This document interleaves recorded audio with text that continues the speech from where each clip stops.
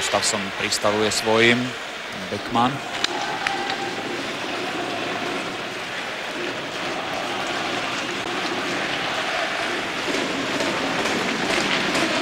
Järvi Svensson sa prebíja až do gólovej príležitosti a Švédi vedú 1-0.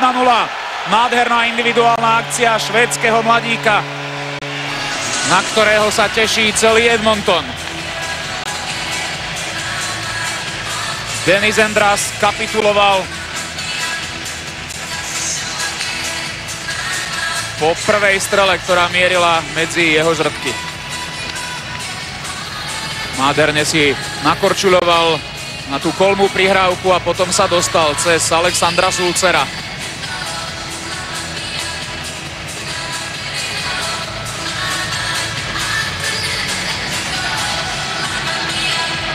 Polovica týmu troch koruniek, 11 hráčov, má menej ako 23 rokov. Ešte raz nádherná prihrávka od Beckmana.